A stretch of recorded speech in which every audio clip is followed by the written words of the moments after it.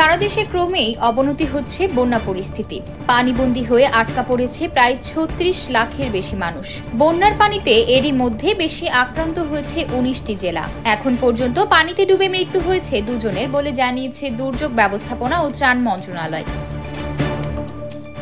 বন্যা পরিস্থিতি অবনতি হওয়ায় ফেনী, লক্ষ্মীপুর ও নোয়াখালী জেলার অধিকাংশ এলাকায় আশ্রয় কেন্দ্রে যেতে পারেনি সাধারণ মানুষ। সেখানকার বেশিরভাগ এলাকায় ভবনের একতলা পর্যন্ত পানিতে ডুবে গিয়েছে।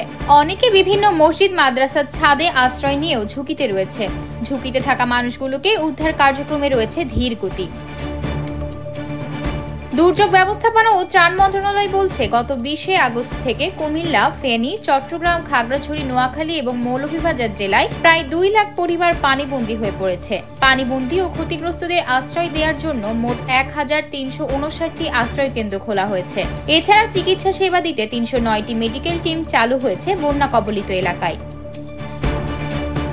ভারী বৃষ্টিপাত ও ভারত থেকে আসা পানিতে নাকাল যখন দেশ, তখনও ভালো খবর দিতে পারেনি আবহাওয়া অধিদপ্তর। সংস্থাটি জানায়, আগামী ৭২ ঘন্টার পূর্বাভাসে বলা হয়েছে, ময়মনসিংহ, ঢাকা, বরিশাল, চট্টগ্রাম এবং সিলেট বিভাগের অধিকাংশ জায়গায় অস্থায়ীভাবে দমকা বা ঝড়ো হাওয়া সহ হালকা থেকে মাঝারি ধরনের বৃষ্টি বা বজ্র বৃষ্টি হতে পারে। এছাড়া রংপুর, রাজশাহী ও খুলনা বিভাগের অনেক জায়গায়ও একই ধরনের বৃষ্টির সম্ভাবনা রয়েছে।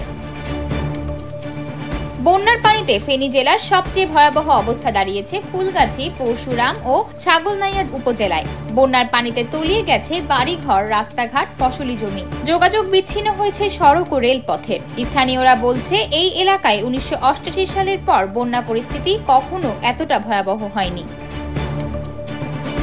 আতকিয়া মাইমুনা, বার্তা 24।